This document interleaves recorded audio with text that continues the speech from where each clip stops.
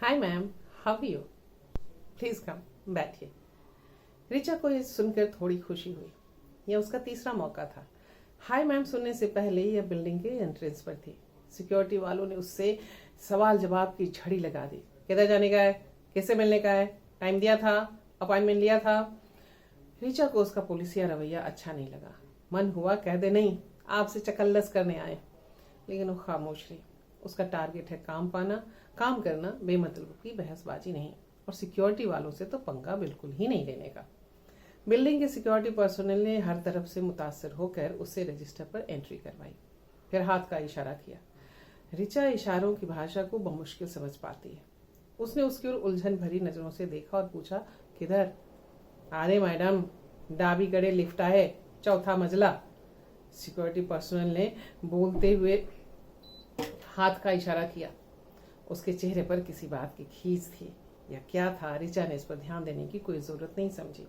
वह डाबी कड़े यानी लेफ्ट की ओर मुड़ गई, लिफ्ट ली और चौथी मंजिल पहुंची। अंदर एनडी प्रोडक्शन का अपना सिक्योरिटी पर्सोनल था। उसने भी उसकी एंट्री करवाई। जिससे मिलना है उसका नाम पूछा। मनीष जी। सिक्योरिटी पर्सनल ने उसे अंदर भेज दिया। भीतर का माहौल पहले जैसा ही था। बड़ा हॉल, एंट्रेंस से लगी दीवार से सटे गद्देदार बेंच, खिड़की की ओर वुडन पार्टीशन, एक छोटा सा ऑफिस जिसमें प्रोडक्शन में काम करने वाले लड़के लड़कियां थे। कुछ लैपटॉप पर थे, कोई कागज आदि लेकर इधर से उधर जा रहे थे। वह बेंच पर बैठकर मनीष का इंतजार करने लगी। प्रोडक्शन के सिक्योरिटी पर्सनल ने इंटरकॉम पर मनीष को खबर दे दी थी, इसलिए रिचा के बैठने के 2-3 मिनट बाद ही वह आ गया। हाय मैम, कैसी है? अरे आप यहाँ क्यों बैठी हैं? इधर सोफे पर बैठिए ना, प्लीज कम। रिचा बिना कुछ बोले मुस्कुराते हुए उठी और वुडन पार्टीशन से सटा कर रखे गए सोफों में से एक पर बैठ गई। क्या लेंगी आप? चाय, कॉफी, पानी? इसके पहले वह 2 बार यहाँ आ चुकी है ऑडिशन के लिए। पहली बार उससे एकदम बेगानों जैसा व्यवहार किया गया था। दूसरी बार उससे पानी के लिए पूछा गया था। उसने देखा था कि कईयों को तो बैठने भी नहीं दिया गया। सीधा कह दिया गया, सॉरी फिलहाल कुछ नहीं है, आप अपना कॉन्टैक्ट नंबर छोड़ जाइए, कुछ भी होगा आपके लायक तो we will call you. Yes yes certainly. Richa को इतने दिनों में अनुभव हो गया था कि यह सर्टेनली नहीं आता। रिचा फ्रीलांसर है, प्रोजेक्ट बेस्ड काम करती है। प्रोजेक्ट से समय निकालकर अन्य एस्पिरेंट्स एक्टर्स की तरह प्रोडक्शन हाउसेज और कास्टिंग डायरेक्टर्स के चक्कर लगाती है। उनकी ही तरह वह भी अंदर नहीं जा पाती, लेकिन इन जगहों पर घूमते हुए उसकी कुछ से दोस्ती हो गई। उसका अपना एक व्हाट्सएप ग्रुप हो गया जिस पर वे सब अलग अलग जगहों पर होने वाले ऑडिशन की डिटेल साझा करते हैं। एस्पिरेंट्स एक्ट्रेस माने स्ट्रगलर्स का नया नाम। दिल बहलाने को गालिब ख्याल अच्छा है। उसने वहां आए दूसरे आर्टिस्ट से सुना था, यहाँ आते रहना चाहिए। सामने दिखने पर कभी कभी रोल्स निकल ही आते हैं, ना दिखो तो काम कहीं और चला जाता है। हो, out of sight out of mind. Richa hall के नज़ारे लेने लगी। जिस बेंच पर वह बैठी थी वहां एक 18-19 साल की लड़की, जो देखने में 14 से 15 साल की उम्र से ज्यादा नहीं लगती थी, बैठी हुई थी। साथ में उसकी माँ थी। माँ को पहचान लेना बड़ा ही आसान था क्योंकि दोनों एक दूसरे की कार्बन कॉपी थी। लड़की ने संथाली स्टाइल में लाल चिक की सूती साड़ी बांध रखी थी। क्या यह भी उसी फिल्म के ऑडिशन के लिए आई है जिसके लिए मैं? उसके मन में यह सवाल उठा। उसने एक बार फिर से उसे और उसकी माँ को देखा, फिर खुद को व्यवस्थित करने में लग गई। न चाहते हुए भी मन में एक कामना ने अंगड़ाई ली, काश उसकी माँ भी उसके साथ आती। उसे आज कॉल आया, मैम आपका एक ऑडिशन चाहिए, मेगा बजट की फिल्म है, बड़े बड़े स्टार्स इसमें काम कर रहे हैं, आपका रोल बहुत इंपॉर्टेंट है, क्या आप 1:30 बजे आ सकती हैं? रिचा ने हंसते हुए कहा, 12:15 तो हो रहे हैं, भाग कर भी आऊंगी तब भी 1:30 बजे तक तो किसी भी सूरत में नहीं पहुंच सकती। मैं चेंबूर की तरफ हूँ। आप कब तक आ सकती हैं? आप लोग कितने बजे तक रहते हैं? 5 बजे तक। अगर उसके 1 घंटा पहले आप आ जाएं तो ठीक है, पूरी कोशिश करूंगी। रिचा का मन टाइम कैलकुलेट करने लगा था। मैम आते समय कोई विलेज टाइप की साड़ी पहन कर आइएगा। ओह, मैं तो सलवार सूट में हूँ। सीधे यहाँ आने की सोच रही थी, अब घर जाना पड़ेगा। ओके, देखती हूँ। यस मैम, मैं फिर से एड्रेस और लोकेशन सेंड करता हूँ।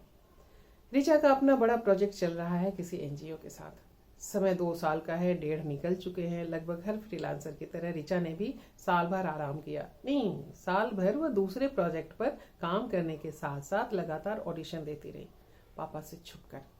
सोचा था जब कुछ होगा तब बताएगी। पिछले 6 महीने से वह इस प्रोजेक्ट पर गंभीरता से बैठी है। समय पर काम सबमिट कर देने से वह डिफॉल्टर होने से बची हुई है। उसकी यह क्रेडेंशियलिटी भी उसे आगे के प्रोजेक्ट्स पाने में बहुत मदद करती है।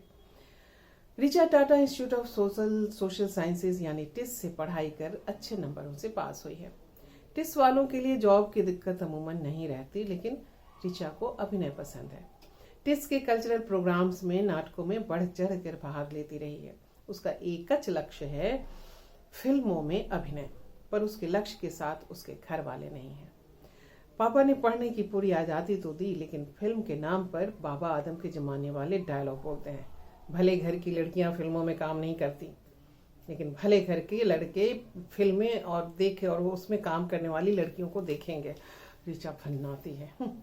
लोग कहते हैं मुंबई में जन्मे पले लोगों को अपनी जिंदगी चुनने की आज़ादी होती है। खाक खुदारती है। उसके भैया भी तो रैप सिंगर बनना चाहते थे, इंजीनियर बनकर रह गए। पापा ने अपने पांव यहाँ भी अड़ा दिए। अपने सभी सपनों को संदूक में बंद करके तुम्हें पढ़ाया है। जिंदगी भर तुम्हारे सारे गामा पा में नहीं गुजार सकता। अपने पैरों पर खड़े हो जाओ, फिर सारे गामा करना, ताथई आथई करना। तुम्हारे पीछे ऋचा है, उसका भी मुझे देखना है। पापा के पीछे घिसटती माँ भैया के सूखे मुरझाए चेहरे पर समझाइश का निरर्थक क्रीम लगाती रही। भैया के सुर किसी बियाबान में खो गए। उन्होंने बोलना भी कम कर दिया। पहले पापा की पुरानी ब्रीफ केस और अब अपना एक सस्ता सा बैकपैक लेकर सुबह सुबह निकल जाते हैं। लौटने का कोई वक्त नहीं रहता। नहीं, वो भैया नहीं बनेगी। पढ़ाई के दौरान उसने कई प्रोजेक्ट्स अलग अलग एनजीओ के साथ किए थे। अब उसने नौकरी ज्वाइन करने के बदले उनके लिए फ्रीलांसिंग शुरू कर दी। शादी के लिए उतावले पापा को उसका अपने पैरों पर अच्छे पे पैकेज के बिना खड़ा होना नहीं भाया। टिस से निकली हो, अच्छे अच्छे पैकेज आ रहे हैं, हमारा बुढ़ापा आता जा रहा है और तुम्हारी शादी की उम्र निकलती जा रही है। मुझे जितने पैसों की जरूरत है फिलहाल मिल रहे हैं। वह इतना बोलकर उठ गई। पापा कह नहीं सके कि जब तक तेरी शादी नहीं होती तेरे पैसों पर हमारा भी हक है, जैसे बेटे के पैसे पर है। उन्होंने माँ को घूर करके देखा। माँ वहां से निकलकर उसके कमरे की ओर बढ़ी। ऋचा समझ गई। उसने और काढ़ा पीने के बदले कमरा बंद कर लेना अधिक उचित समझा। मनीष लौटा। मैम। ऋचा अपने ख्यालों से लौटी। सामने की बेंच पर बैठी लड़की अंदर जा रही थी। वह समझ गई कि उसका ऑडिशन होने जा रहा है। मैम, आप इस पर साइन कर दीजिए। मनीष के हाथ में सरकारी स्टैम्प पेपर देख ऋचा थोड़ी सतर्क हुई। आंखों में प्रश्न उभरे। मैम, ये एनडीए है, नॉन डिस्क्लोजर एग्रीमेंट। ये क्या होता है? मैम, आप तो जानती हैं कि हम फिल्म वालों का काम करना कितना मुश्किल होता है, और आज के कॉम्पिटिटिव समय में हम लोग कुछ भी कहीं भी डिस्क्लोज नहीं कर सकते। ना आइडिया, ना लुक, ना कॉस्ट्यूम, ना कुछ और। इसमें भी सब डायलॉग्स लिखे हुए हैं जो फिल्म के लिए लिखे गए हैं। आप उसी पर ऑडिशन देंगी। ये महज एक फॉर्मेलिटी है ताकि कल को कोई कंफ्यूजन ना हो। पानी वाला पानी लेकर आ गया था। मनीष एनडीए फॉर्म देकर चला गया था। वह पढ़ने लगी। उसके पसीने छूटने लगे। अगर कोई सूचना उससे लीक हुई तो 5 लाख का हर्जाना उसे भरना होगा। अन्य कानूनी कार्रवाई अलग से। इसका सारा खर्च उसे खुद वहन करना होगा। बाप रे! घबराहट में वह सारा ग्लास खाली कर गई। पिछले दोनों ऑडिशन के समय इस प्रोडक्शन हाउस में ऐसा कोई एनडीए नहीं करवाया गया था। उसने खुद को तसल्ली दी। समय अब बहुत बदल गया है। सेंसर से ऊपर सरकार और उनसे ऊपर भी दलों, पार्टियों, ये वो का ऐसा दबाव है जिसके तले फिल्म बनाने वालों की गर्दन दबी पड़ी है। अभी उसी दिन कोई कह रहा था ना कि अब सभी प्रोडक्शन हाउस में लीगल डिपार्टमेंट्स खुल गए हैं। अब स्क्रिप्ट पहले लीगल डिपार्टमेंट के पास जाती है। वे पहले बताते हैं कि इस पर फिल्म बनाने पर सेंसर या सरकार या उपद्रवियों के बीच फंसने के चांसेस हैं या नहीं। फिर भी बनाने पर आमादा हैं ही तो उन लोगों के क्लच से निकलने के उपाय भी बताएंगे। मतलब लोग अपने मन की फिल्में भी ना बनाएं। कलात्मक अभिव्यक्ति पर ऐसी रोक वो तो शुरू से रही है। किस्सा कुर्सी का, आंधी फिल्में आदि भूल गई। यहाँ पहुंचने के लिए उसने प्रोजेक्ट साइज से छुट्टी ले ली थी। तबीयत ठीक नहीं है, घर जा रही हूँ, कल आऊँगी। प्रोजेक्ट इंचार्ज ने मुंह बना लिया, कहा कुछ नहीं। ऋचा उनके अनकहे शब्द उनके चेहरे के भाव से समझ गए। यही कहेंगे ना, ये फीमेल्स जब देखो छुट्टी मारती रहती है। बाहर निकलकर ऋचा ने सीधे टैक्सी पकड़ी। चेंबूर से मलाड तक सीधी लोकल नहीं है। दोपहर में ट्रेन की फ्रीक्वेंसी कम हो जाती है, कभी कभी बीच में ही रुक जाती है। कौन इतना रिस्क मोल ले। घर पहुंचकर उसने झट से हाथ मुंह धोया। माँ के कबर्ड से गावटी यानी गांव जैसी लगने वाली एक साड़ी निकाल ली। बेसमय उसे घर पर देख माँ समझ गई कि आज उसे फिर से ऑडिशन पर जाना है। उसका असहयोगात्मक रवैया अब धीरे धीरे सहयोग में बदलने लगा था। माँ दाल चावल गरम करके ले आई थी। उसने कढ़ाई चढ़ा रखी थी। ऋचा जब तक निवाला बनाती, माँ उसका पसंदीदा चावल के पापड़ तल लाई थी। थोड़ा सा खाकर साड़ी और उसके गावटीपन से मिलते जुलते एसेसरीज पहनकर ऋचा ऑडिशन देने पहुंच गई खार वेस्ट। घर से निकलते समय उसने माँ की बुदबुदाहट सुनी थी। रामायण की पंक्ति, प्रविसी नगर कीजे सब काजा, हृदय राखी कौशलपुर राजा। एनडीए पर ऋचा साइन करे या न करे, इस पशुपेश में वो बिल्कुल नहीं थी। एनडीए देखकर वो समझ गई थी कि उसे काम मिल चुका है। यह एनडीए ही तो एग्रीमेंट कहलाता है ना। उसने आसपास नजरें घुमाई, देखा हॉल लगभग सारा भरा हुआ था। सभी के हाथ में स्क्रिप्ट थी। मनीष ने सभी को वो फॉर्म दिया था। सभी ने आनंद फानन में उस पर हस्ताक्षर करके मनीष को लौटा भी दिए थे। मतलब इतने सारे लोग सेलेक्ट हो चुके हैं, तभी तो ये सब साइन कर रहे हैं बिना कुछ पूछे हुए। उसके मन में सैकड़ों बल्ब एक साथ जगमगाए और उस जगमगाहट के बीच एनडीए पर साइन करके वह मनीष का इंतजार करने लगी। बॉय पानी का अगला ग्लास रख रहा था। उसने पूछा, कॉफी मिलेगी? Yes ma'am. Black without sugar या नॉर्मल? नॉर्मल। मनीष आ गया। ऋचा ने उसे अपना हस्ताक्षरित फॉर्म दे दिया। वह 1 मिनट मैम बोलकर फिर से पार्टीशन के पीछे चला गया। हॉल में पंखा था, फिर भी उमस थी। बाहर से समुद्रों की लहरों की आवाज आ रही थी। ऋचा का मन समुद्र की लहरों से जा टकराया और छोटी लड़की को देखा उसने कि वह ऑडिशन देकर आ गई थी। उसकी माँ ने उसे एनडीए वाला फॉर्म पकड़ा दिया था। उसने तुरंत उस पर साइन भी कर दिया। इसका मतलब इसका भी सिलेक्शन हो गया, ऋचा ने सोचा। मनीष फिर से एक कागज के साथ लौटा। मैम, ये स्क्रिप्ट है, याद कर लीजिए। ऋचा ने सोचा, अरे जब एनडीए पर साइन ले ही लिया है तो स्क्रिप्ट याद करने की क्या जरूरत, शूट टाइम पर लोकेशन पर ही दे देना। आज के ऑडिशन की स्क्रिप्ट है मैम, जिसके लिए आपका एनडीए लिया गया है। क्या मतलब? मतलब ये कि आप स्क्रिप्ट को लेकर के और इस स्क्रिप्ट को कहीं भी वर्बली या राइटिंग में रिवील नहीं करेंगे। मतलब अभी सिलेक्शन नहीं हुआ है? नहीं मैम, ऑडिशन के हिसाब से होगा। फिर तो कई आर्टिस्ट आए होंगे यहाँ ऑडिशन के लिए। Yes ma'am. मैम, जब आप कंफर्टेबल हो लें हमें बता दीजिएगा, फिर हम ऑडिशन के लिए जाएंगे, ठीक है? ओह, तो ये एनडीए इस ऑडिशन स्क्रिप्ट के लिए है। उसके दिमाग की घंटी अब बजी। उसने उस छोटी लड़की की ओर देखा। वह मनीष के साथी से पूछ रही थी कि अगर उसका ऑडिशन खत्म हो गया हो तो वो चेंज कर ले। मनीष के साथी ने उसे कुछ देर रुकने के लिए कहा और अंदर चला गया। ऋचा के सोफे पर एक और स्त्री आकर बैठ गई थी। उसके हाथ में भी स्क्रिप्ट थी। एक और युवक भी आ बैठा, उसके हाथ में भी एक स्क्रिप्ट थी। तीनों की नजरें एक दूसरे से टकराई। तीनों ने एक दूसरे को प्लास्टिक स्माइल दी और अपनी अपनी स्क्रिप्ट पर झुक गए। ऋचा स्क्रिप्ट याद करते हुए थिएटर के सारे टूल्स का प्रयोग करने लगी। किस वाक्य को कैसे बोलेगी, किस शब्द पर कैसे बलाघात देगी, आवाज का आरोह अवरोह क्या रहेगा, बॉडी लैंग्वेज क्या रहेगी, सब कुछ। उसकी आंखें मुंद गईं। बंद आंखों से वह खुद को एक्टिंग करते हुए विजुलाइज करने लगी। आंखें जब खुली तो देखा छोटी लड़की फिर से अंदर जा रही है। उसके सोफे पर बैठे युवक और स्त्री दोनों नहीं है। दोनों की स्क्रिप्ट सोफे पर रखी हुई है। ऋचा उठी, बदन को थोड़ा हिलाने डुलाने के भाव से सोफे के इर्द गिर्द टहलने लगी। असल में उसका मकसद उन दोनों की स्क्रिप्ट को देखना था और उसने देख भी लिया। एक ही स्क्रिप्ट तीनों के पास है। स्क्रिप्ट में एक मेल और फीमेल के संवाद थे। अच्छा, तो मेल वाले कैरेक्टर के लिए इस युवक को बुलाया गया होगा, लेकिन फीमेल वाले कैरेक्टर के लिए इस स्त्री को बुलाया गया है और उसे भी। दोनों की उम्र और क्लास में बहुत फर्क था। ऋचा यंग है, एक मध्यम वर्गीय परिवार की, और वह एक प्रौढ़ा 50-55 के आसपास की। उनका आभिजात्यपन उनकी ग्रामीण लुक वाली साड़ी में ग्रामीण के बदले सोफिस्टिकेटेड महिला का लुक दे रहा था। ऋचा उदास हो गई। अलग अलग उम्र और क्लास वाली 2 फीमेल से एक ही स्क्रिप्ट पर ऑडिशन। उसे ऑडिशन से अरुचि होने लगी।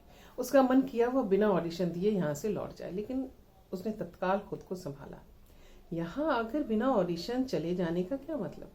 नहीं भी सिलेक्ट हुई तो भी कम से कम एक और ऑडिशन का अनुभव तो हो ही जाएगा, वह भी इतने बड़े प्रोडक्शन हाउस से। कहीं ऐसा ना हो कि उसके इस एटीट्यूड से नाराज होकर प्रोडक्शन वाले उसे ब्लैकलिस्ट ही कर दें। और ये इंडस्ट्री है ही कितनी बड़ी, अच्छी बातों को पहुंचने में यहाँ भी बहुत समय लगता है। निगेटिव बातों के लिए तो पल में प्रलय है। युवक और स्त्री 2 विपरीत दिशाओं से लौट रहे थे। स्त्री वॉशरूम की ओर से, युवक बाहर की ओर से। स्त्री के शरीर से फ्रेश परफ्यूम और युवक के मुंह से सिगरेट की गंध चारों ओर फैल गई। छोटी लड़की का फाइनल ऑडिशन हो गया था। वह अब चेंज के लिए जा रही थी। उसकी माँ ने उसे उसका बैकपैक थमा दिया था। पार्टीशन से मनीष ने बाहर निकलकर ऋचा की ओर देखा। Ready ma'am? Yes, let me check audition room खाली है या नहीं। आप तब तक 1-2 बार और देख लीजिए स्क्रिप्ट। ऋचा अनमनी हो गई थी, फिर भी उसने स्क्रिप्ट पर अपनी नजरें गड़ा ली और अलग अलग मूड्स में उसे पढ़ने लगी। थोड़ी देर में मनीष आया। Let's go ma'am.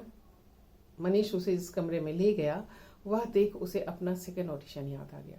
वह ऑडिशन विद कॉस्ट्यूम था। उसे सारे कॉस्ट्यूम और एसेसरीज दे दिए गए थे, मेकअप का बेसिक सामान भी। अधिकांश एसेसरीज उसकी पसंद की थी, इतनी कि उसका मन किया 1-2 उठाकर अपने पर्स में रख ले। उस समय ऑडिशन लेने वाला अमन था। तैयार होकर जब वह बाहर निकली थी, अमन उसे लेकर दूसरे कमरे में गया था। वहां भी वह चौंकी थी। उसका सबसे पहला, बल्कि जिंदगी का वेरी फर्स्ट ऑडिशन यहीं पर हुआ था। उसे तब तक पता भी नहीं था कि ऑडिशन क्या भला है। पहला ऑडिशन लेने वाले लड़के का नाम विश्वा था। ऑडिशन में कोई रीटेक नहीं होता। सीन छोटा हो या बड़ा, एक बार में ही शॉट पूरा करना होता है। पहले ऑडिशन का उसे वाकई में कोई आइडिया नहीं था। विश्वा शूट भी कर रहा था और साथ वाले चरित्र के संवाद भी बोल रहा था।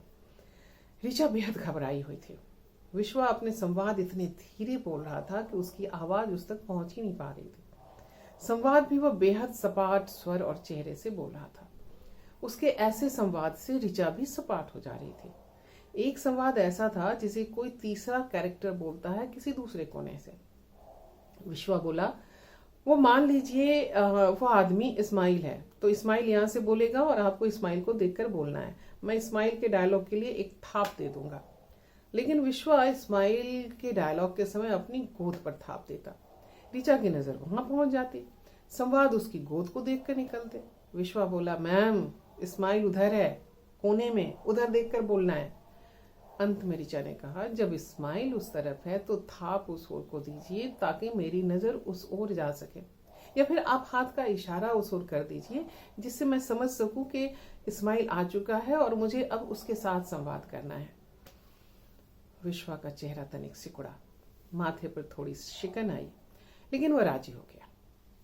इस बार उसने हाथ बढ़ाकर अपनी दाईं ओर चुटकी बजाई। ऋचा की नजर तत्काल उस चुटकी की ओर गई। उसने चुटकी यानी इस्माइल की ओर। उसने उसे देखकर संवाद बोला। विश्वा ने ओके कर दिया। ऋचा को लेकिन संतोष नहीं हुआ। उसे लगता था कि एक बार और ऑडिशन ले लिया जाता, लेकिन विश्वा शायद तय कर चुका था। बोला, हो गया मैम, अच्छा हुआ है। बहुत अच्छा नहीं ना? बोला ना मैम, अच्छा हुआ है, देख सकते हो। सॉरी मैम, परमिशन नहीं है। आगे हम सभी ऑडिशंस प्रोडक्शन के पास भेजते हैं, वहां से जैसा फीडबैक आता है हम आर्टिस्ट को बताते हैं। मुझे भी बताएंगे? ऑफ कोर्स मैम, अगर सिलेक्शन हुआ तो, वरना नहीं। ऋचा ने हंसते हुए कहा। विश्वा भी मुस्कुराया। ऋचा को वह हंसी फॉर्मल लगी। दूसरी बार का ऑडिशन बहुत अच्छा हुआ था, बल्कि उसे ऑडिशन नहीं लुक टेस्ट कहा जाना चाहिए। दूसरी बार दूसरा लड़का था अमन। अमन जब ऋचा को लेकर ऑडिशन रूम में पहुंचा, वहां काम करने वाली एक लड़की भाग कर आई। उसने फुसफुसाते हुए कहा, just take her profile, everything is clear. Aman ने सिर हिलाकर ओके कर दिया था। अमन ने उसे एक जगह खड़ा किया कैमरा फोकस किया और बोला, मैम अपने बारे में बताइए। और ऑडिशन स्क्रिप्ट? नहीं मैम, आपको ऑडिशन नहीं लेना है, बस अपने बारे में कुछ बताइए। क्या बताऊं? जो भी आप बताना चाहे। सबसे मुश्किल होता है अपने बारे में बताना। ऋचा की समझ में नहीं आया कि वह क्या और कैसे बोले। अमन बोला, मैम ऐसा करते हैं कि मैं आपसे जो जो पूछूं आप उसका जवाब देते जाइए, एकदम नॉर्मल टोन में, जैसे हम लोग बात करते हैं ना उस तरह से, और बाद में आपका प्रोफाइल ले लेंगे। और सचमुच ऑडिशन लेने वाले की मदद हर जगह और सचमुच ऑडिशन लेने वाले मदद करते हैं, क्योंकि ऋचा को तब तक प्रोफाइल का मतलब ही नहीं पता था। उसने भी बस छोड़ दिया था कि चलो यार, जब प्रोफाइल की बारी आएगी तब देखी जाएगी, और ये लोग तो मदद करेंगे ही ना, और सही में वो लोग मदद करते ही हैं। जैसे हर क्षेत्र की तरह यहाँ भी लोग शक्ल देख के ही समझ जाते हैं कि बंदा पुराना है या फ्रेश है, उसे भी देखकर लोग समझ गए थे। बातचीत नुमा वीडियो के बाद प्रोफाइल सामने, दाएं बाएं, पीछे से फोटो प्रोफाइल ले लिया गया था। ऋचा से फिर से कहा गया था उसे खबर कर दी जाएगी। इस बात को भी 2-1 साल हो गए थे। इस बीच उसे अमन कहीं मिला था। ऋचा उसे भूल चुकी थी, लेकिन अमन ने उसे पहचान लिया। तुरंत आगे बढ़कर बोला, हेलो मैम, कैसी हैं आप? आपका ऑडिशन लिया था ना मैंने एनडी प्रोडक्शन हाउस में। यस, उसका तो मेरे पास लुक टेस्ट का फोन भी आया था, और कोई कंफ्यूजन बताकर फोन तुरंत काट भी दिया गया था। ऋचा को याद आया, एक दिन जब वो फिर से अपने किसी प्रोजेक्ट के सिलसिले में बोरीवली की ओर थी, उसे कॉल आया था। हेलो मैम, क्या आप आज शाम 4 बजे तक अंधेरी वेस्ट आ सकती हैं लुक टेस्ट के लिए? अब ये लुक टेस्ट क्या भला होता है? जब तक वो पूछती, उसे दूसरी ओर से पार्श्व में कुछ आवाजों का आभास मिला। लड़की ने जैसे हड़बड़ाए हुए अंदाज में कहा, I call you later ma'am, there is some confusion. Phone cut गया। कंफ्यूजन बस कंफ्यूजन में ही सुधार गया। यस मैम, असल में आपका सिलेक्शन पहले ही हो गया था। हमारे पास आपका एक प्रोफाइल पहले से ही था। उस कैरेक्टर के लुक में आप एकदम फिट बैठ रही थी, इसीलिए हमने उस दिन आपका ऑडिशन ना लेकर के बस एक लुक लिया था। दूसरी बार फाइनल लुक पर काम करना था, सब कुछ रेडी था। मैंने अपनी तरफ से आपके लिए बहुत लड़ाई भी की थी, क्योंकि आप मुझे बहुत इनोसेंट लगी थी। लेकिन क्या होता है ना कि अंतिम से तो उन्हीं का होता है ना ma'am. So but don't worry ma'am, हमारे यहाँ तो ऑडिशन होते ही रहते हैं। आपको हम फिर से बुलाएंगे, आप एक दिन ज़रूर हमारे किसी प्रोजेक्ट में काम करेंगे। अमन के चेहरे पर झेप के भाव थे। ऋचा ने उसे बाह से पकड़कर दिलासा दिया, कम ऑन, ये सब तो चलता ही रहता है। आपने मुझे ये सब बताया, यही क्या कम है? और आज फिर से वह उसी प्रोडक्शन हाउस में थी, तीसरी बार। पिछले दोनों ऑडिशन के समय एनडीए जैसा कोई कागज नहीं था। आज विश्वा और अमन नहीं, मनीष था। हर बार यहाँ लोग बदल जाते हैं, पहले वाले कहीं और चले जाते हैं, कुछ और बेहतरी की आस में। यह समय और इच्छाओं का चक्र है, चलता रहता है।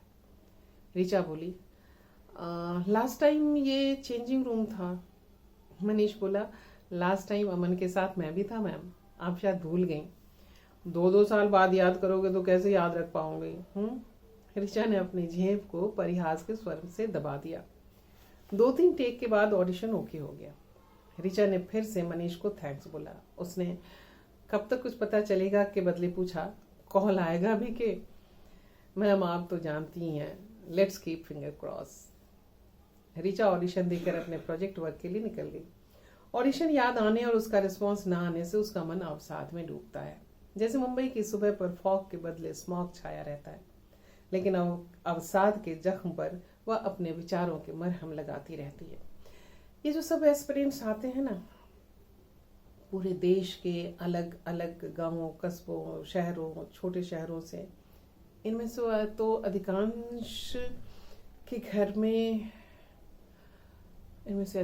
के घर कोई बहुत हैसियतदार भी नहीं होते। कितने संघर्ष हैं ना उनके। सबसे पहले तो रहने का संघर्ष, फिर आने जाने, खाने पीने, खुद को मेंटेन करने का संघर्ष। इनमें से कई स्विगी, जोमेटो, डोमिनोज आदि में डिलीवरी बॉय का काम करते हैं, और शाम में इन्हीं बांद्रा से लेकर अंधेरी, यारी रोड, वर्सोवा की अलग अलग गलियों में बसे अलग अलग कास्टिंग वालों के दफ्तरों के आसपास मंडराते रहते हैं। उस समय के सुपरस्टार्स पर बातें करते हैं किसी को अच्छा तो किसी को खराब बताते हुए कहते हैं कि अरे उससे अच्छा बढ़िया एक्टिंग तो उसे आती है, लेकिन एक्टिंग करने के मौके नहीं आते। अभिनय की तकनीक सीखने के लिए अच्छी खासी रकम खर्च करते हैं, उसके पास कम से कम टिस की डिग्री तो है जिसकी बदौलत वह अपना ठीक ठाक कमा लेती है। माँ बाप का घर है जिसका किराया बिजली पानी के लिए उसे नहीं सोचना होता है, महीने का राशन नहीं भरवाना पड़ता। मम्मी पापा के लिए वह हर महीने कुछ गिफ्ट लाती है, उनके एनिवर्सरी और जन्मदिन पर उनको अच्छी जगह खाना खिलाने ले जाती है, भैया से भी बात करने की कोशिश करती रहती है। फिलहाल वो अपने लिए पैसे इकट्ठे कर रही है ताकि वह अपनी फ्रीलांसिंग से ब्रेक लेकर फुल फ्लेजेडली फिल्म लाइन में काम पाने की भाग दौड़ कर सके। ऑडिशन दिए हुए उसे 15 दिन से ज्यादा हो गए थे। ऋचा जान गई थी कि फॉलोअप का कोई मतलब नहीं बनता। कास्टिंग या प्रोडक्शन वाले कभी किसी का फोन नहीं उठाते हैं। इस बीच उसने अलग अलग जगहों पर कई और ऑडिशंस दिए थे। पैंडेमिक के बाद अब ऑडिशन जगत में भी बहुत बदलाव आ गया है।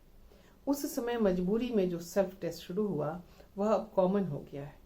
वर्कलोड कम करने के लिए कास्टिंग एजेंसी सेल्फ टेस्ट मांगने लगी है। अब पैन इंडिया ऑडिशन होने लगे हैं। मामला बहुत टफ हो गया है। एक्टर्स के लिए बेहद मुश्किल समय है। एक काम आज मिला तो कल कब मिलेगा भरोसा नहीं। ऋचा आज मालाड के इनऑर्बिट मॉल में थी। क्लाइंट के साथ यहीं फूड कोर्ट में मीटिंग थी। दोपहर के समय वर्किंग डे में भीड़ कम रहती है, बातचीत अच्छे से हो पाती है। क्लाइंट के लिए भी आसान था, वो भी मलाड में ही रहता था। ऑफिस वाशी में था, दोनों को वाशी जाना पड़ता। इससे बचने के लिए दोनों को यह जगह बेहतर लगी। लंच भी यहीं कर लिया जाएगा। तकरीबन 12 बजे पहुंचे थे। एक खाली टेबल पर दोनों जम गए थे। लैपटॉप खुल गए थे।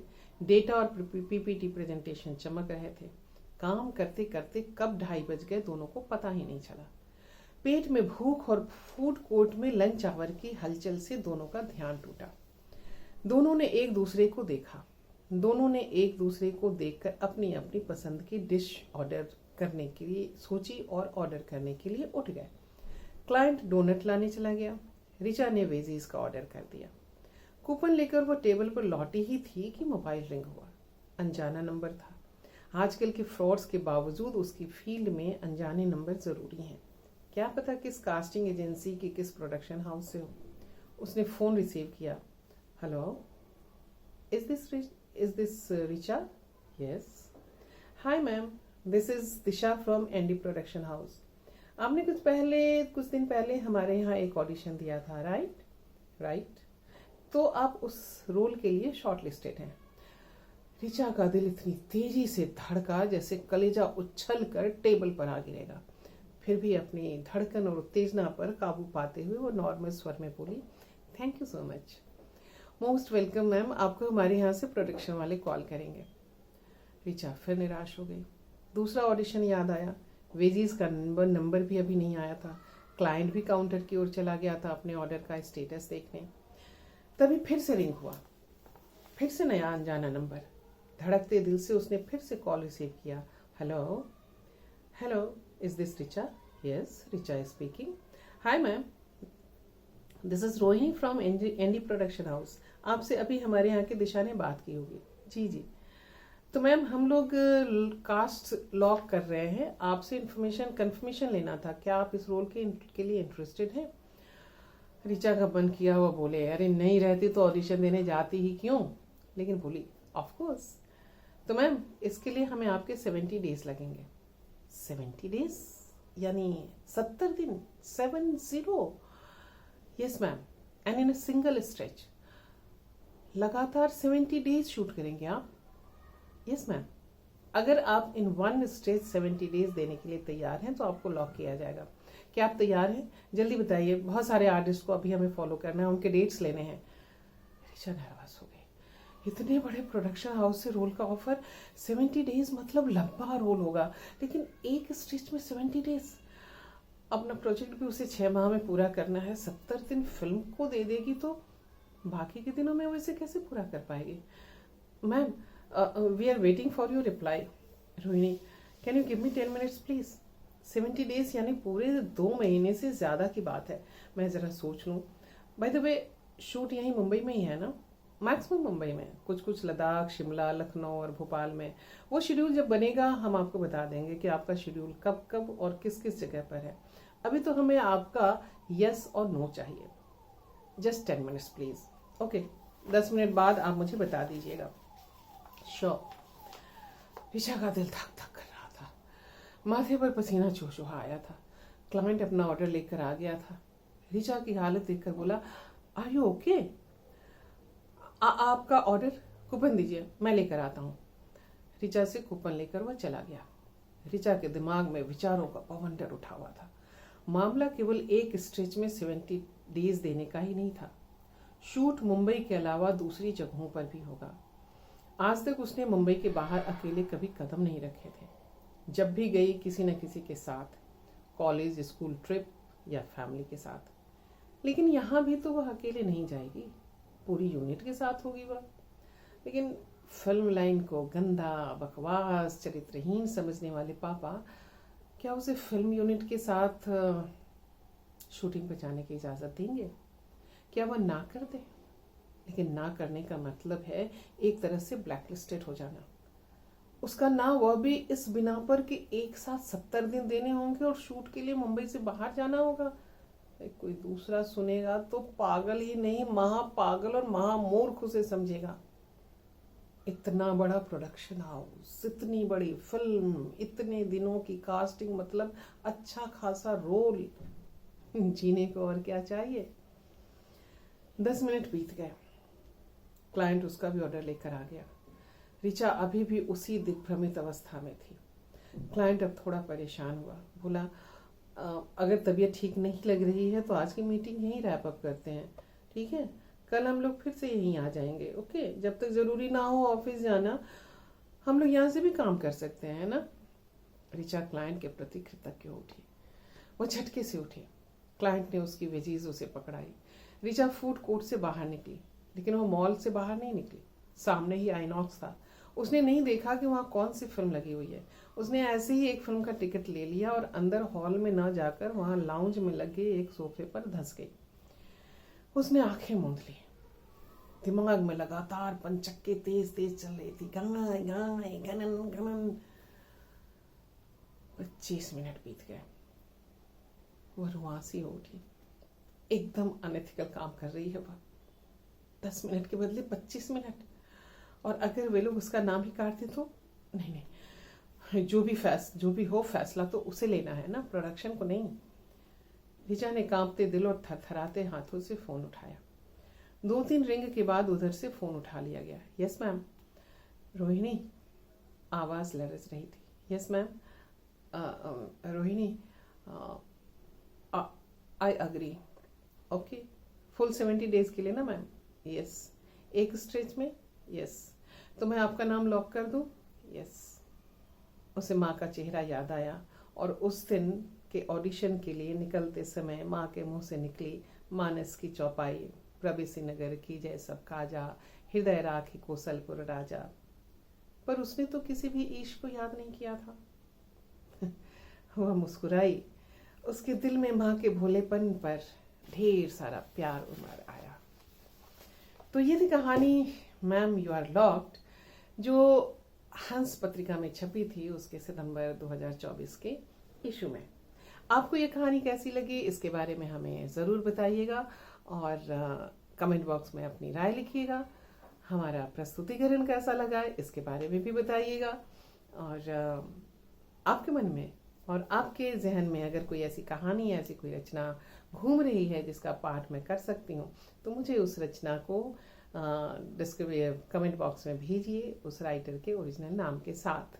मैं अगर वो मेरे मन मिजाज की कहानी हुई तो उस कहानी को मैं पढ़ना पसंद करूंगी और पढ़ने के समय आपने उसे मुझे प्रोवाइड किया है तो आपके नाम के साथ और मूल लेखक के नाम के साथ मैं उसे पढ़ूंगी। चलिए, तब तक के लिए हमें आप आज्ञा दीजिए और चलते चलते अपना ख्याल रखिएगा, क्योंकि आप हैं तो हम हैं। तो बस रुकते हैं यहाँ पे। नमस्ते, प्रणाम।